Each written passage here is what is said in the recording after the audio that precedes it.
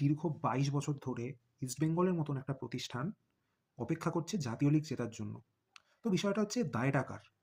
আজকে একটা প্রেস কনফারেন্সে আমাদের কোচ অস্কার ব্রুজন উনি জানিয়েছেন যে ইস্টবেঙ্গলের মতন একটা দল যদি ১১ নম্বরে থাকার জন্য আইএসএল এ যদি লড়াই করতে হয় তাকে, তাহলে কোচ, প্লেয়ার সহ ম্যানেজমেন্টের যতজন আছে কারুরই ইস্টবেঙ্গল ক্লাবে থাকার যোগ্যতা নেই। তো বিষয়টা হচ্ছে যে কোচ এমন একটা সময়ে আমাদের এসছেন যখন মানে দলের অলরেডি অনেক কঠিন পরিস্থিতি। প্রপার যে প্রিসিজন হয়নি সেটা আমাদের দল ১ম ৬ টা ম্যাচ হেরেই সেটা বুঝিয়ে দিয়েছিল। কারোর কোনো ফিটনেস নেই। সবাই এই যে এখনো যে চোট পাচ্ছে এটা প্রপার প্রিসিজনে ফিটনেস ট্রেনারের গাফিলতির জন্য হয়েছে এবং ঠিক আছে, কিন্তু এটা না হয় এই সিজনের কথা হলো। এই যে ২২ বছর ধরে অনেক আমাদের অফিসিয়ালস আছেন ক্লাবের যারা দীর্ঘ ২২ বছর ধরে এবং তারও বেশি সময় ধরে ক্লাবের সঙ্গে যুক্ত আছেন। তো তাদের তো অভিজ্ঞতা বাকি ক্লাবগুলোর থেকে অনেকটা বেশি। আইএসএল এর বাদবাকি যে দলগুলো যেগুলো আছে, আমি মোহনবাগানকে রেখেই বলছি কারণ ওরা একটা এস্টাবলিশড ক্লাব এটিকের সঙ্গে যুক্ত হয়ে ওদের ইনফ্রাস্ট্রাকচারে চলছে। তো বিষয়টা হচ্ছে একটা লেগাসি ক্লাব হিসেবে তো আপনারা তো অনেক অভিজ্ঞ। তো সেখানে কেন বাকি দলগুলোর থেকে আমরা বছরের পর বছর এরকম একটা না যে একটা বছর অঘটন ঘটে গেল। প্রত্যেকটা বছর আমরা একদম তলানিতে শেষ করছি। তো এই দায়টা কার? এটা তো সবার আগে তাহলে ম্যানেজমেন্টের উপরই আসে। সবার আগে ম্যানেজমেন্টের উপর আসে যে আপনারা কি করছেন? একটা যে প্রপার প্রি-সিজন হয়নি সেটা আপনারা কেন দেখেননি? ঠিক আছে? বাদবাকি ক্লাবগুলো খুব প্রফেশনালি জিনিসগুলোকে কিভাবে হ্যান্ডেল করছে?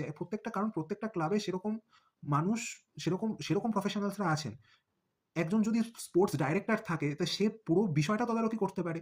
সেইটা জানাতে পারে ম্যানেজমেন্টকে।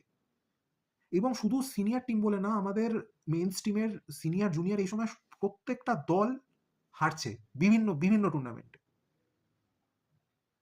তো মানে এটা মানে কত বছর ধরে আর এই যন্ত্রণাটা আমরা সমর্থক হিসেবে আর কত বছর সহ্য করব? আজকে সিটিওর বিরুদ্ধে একটা আওয়াজ উঠেছে, আপনারা সবাই দেখেছেন। তো সেটারও সেটাও কতটা যুক্তিসম্পন্ন আপনারা দেখুন। কারণ সে বছরের পর বছর ইস্টবেঙ্গলে আছে এবং তার রিক্রুটেড প্লেয়াররা খেলতে পারেনি। যাদেরকে সে এনেছে তারা খেলতে পারেনি। তো তার ভূমিকা নিয়েও সমর্থকরা যে প্রশ্নগুলো তুলছে এবং বিভিন্ন কারণে তার বিরুদ্ধে প্রশ্ন তোলা হচ্ছে। তো সেইগুলো নিয়ে আমার মতে আপনারা একটা ওপেন ফোরাম করুন, যেখানে আপনারা সমর্থকদের ডাকুন। আধুনিক আজকালকার দিনে তো পুরোনো টেকনিকে হয় না। ফুটবলটাও আধুনিক হচ্ছে, তার ইনফ্রাস্ট্রাকচারও আধুনিক হবে। তো আমাদেরও আধুনিকতার সঙ্গে পাল্লা দিয়ে চলতে হবে। তো আপনারা আমার মতে একটা ওপেন ফোরাম করুন, একটা ওপেন হাউস করুন, যেখানে সমর্থকরা নিজেদের কথা বলতে পারবে এবং বিষয়গুলো খুব ট্রান্সপারেন্ট হবে এবং সেইভাবে আপনারা পরবর্তী পদক্ষেপগুলো নিন। বছরের পর বছর এই একই স্ট্র্যাটেজিতে চলতে পারে না। বছরের পর বছর এই একই স্ট্র্যাটেজিতে চললে আমরা আর জীবনে কোনো কিছু চ্যাম্পিয়ন হতে পারব না। জয় ইস্ট বেঙ্গল।